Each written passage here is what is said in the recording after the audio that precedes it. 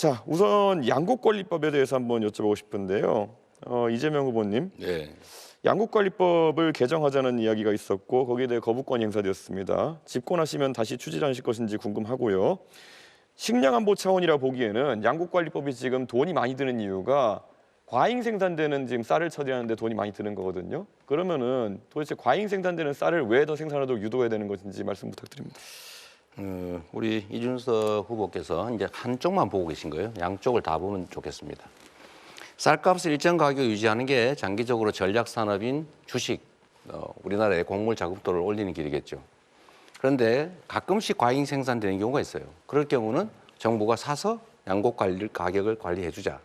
대신에 여기 추가로 경작 면적을 조정하기 위해서 대체작물 지원 제도를 도입하자. 이 두 가지를 동시에 도입하면 정부가 쌀 사지 않기 위해서 대체작물 지원을 예측해서 충분히 알겠습니다. 하면 관리가 가능하죠. 결국 3조 원씩 더 쓰겠다는 말을 그냥 저렇게 돌려가지고 핑계를 대고 계시다 이렇게 보면 될 것 같습니다. 안 쓰려고 대체작물 제도를 도입한다니까요. 이재명 후보님께서 스테이블 코인 이런 얘기도 하셨어요. 그런데 스테이블 코인 얘기하시면서 사실 어떤 방식인지 뭐 담보형이라고 하셨는데 담보형 코인들 중에서도 제가 알기로는 미국 달러화를 기반으로 한 담보형 코인 외에 실제로 스테이블 코인이 사용되는 경우가 거의 없습니다.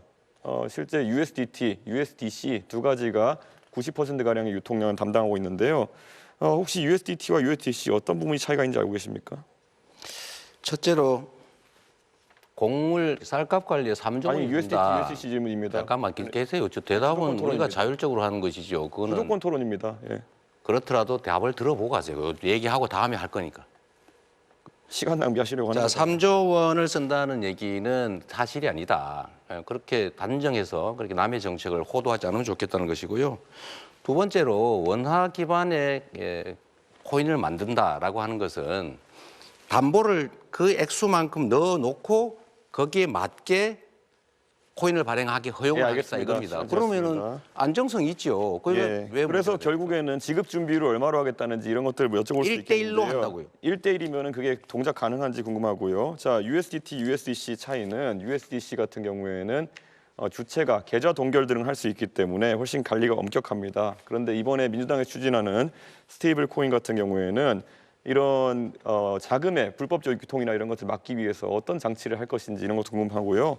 예를 들어 USDC 이런 것들은 대북 송금 같은 걸 하더라도 그걸 전부 다 계좌를 동결할 수 있기 때문에 조금 더 안전한데 이런 스테이블 코인에 대한 구체적인 전략 없이 실제로 그냥 이야기해 버리되면은 작전주 하시던 것처럼 그냥 시장을 들썩이게 하는 효과밖에 없다 이렇게 말씀드릴 수 있을 것 같습니다. 이게 코나이 같이 또 어떤 기업이 맡아가지고 이런 사업을 진행하게 될지 갈수록 궁금해지고 있습니다. 답을 좀 할까요? 아니요. 그리고 민주당이 사실 허위사실 공표에 대해서 행위 부분을 삭제하겠다 이런 말을 하면서 이런 토론 자리에서 자유롭게 좀 말하자 이런 취지로 입법을 하는 걸로 알고 있는데요.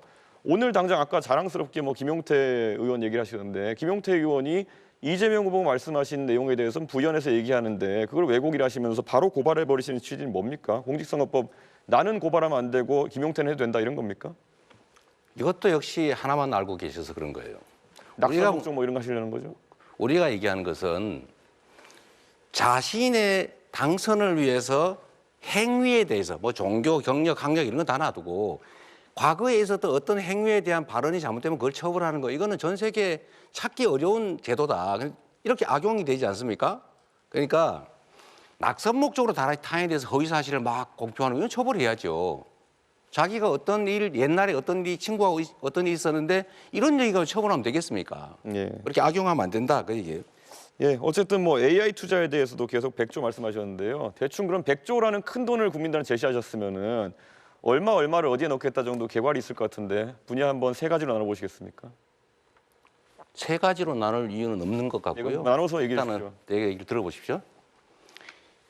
100조 원이라고 하는 것은 당장 100조 원을 정부 재정으로 만들겠다는 게 아니고 AI 관련 산업에서는 연구 개발도 필요하고 지원도 필요하고 투자도 필요한데 정부가 모태펀드 등을 만들어서 민간 자본을 유치해서 연차적으로 100조 원 정도를 투자하겠다 그 말이니까 그 세부적인 내역을 어디다가 투자할 거, 어떤 회사에 투자할 거냐, 어떤 연구에 투자할 거냐라는 것은 또 검토해 가면서 만들어가는 것이죠. 예, 알겠습니다. 세부적으로 계획도 없는데 100조 원 넣겠다는 말씀 잘 들었고요. 권영국 후보께 질문 드리겠습니다.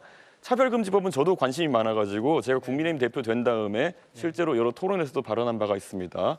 차별금지법도 현재 입법 제한된 것이 다양한 버전이 있는 것은 알고 계시죠? 네네. 그래서 또 용인할 수 있는 차별은 용인한다 이런 식의 완화된 버전도 있고 보편적 차별금지법도 있고 그렇습니다. 어떤 입장을 지지하시는지 간략히 먼저 답해주시겠습니까? 저는 포괄적 차별금지법이라고 해서 여러 부분에 뭐 학력, 학벌, 고용 형태, 인종, 종교, 또 성별, 뭐 성적 지향, 성별 정체성 뭐 이런 모든 것들을 통틀어서 나이도 예, 마찬가지고요. 감사합니다. 여러 부분에 예, 그 사실 정의당에서 제가 과거에 공천 기준 같은 걸 보면은 네. 뭐 차별금지법을 얘기하지만은 전과에 대해서는 굉장히 엄격한 것 같았습니다. 그런데 보편적 차별금지법에서 그러면 전과가 있는 사람 같은 경우에는 기본권이 제약돼야 되는 것인지 아니면 그 사람에 대해서는 다르게 볼 수 있는 건지 궁금합니다. 전과에 대해서는 법적으로 제한이 있잖아요. 거기에 따라서는 법적인 제한을 받는 것이죠. 이미 형을 산 사람에 대해서는요.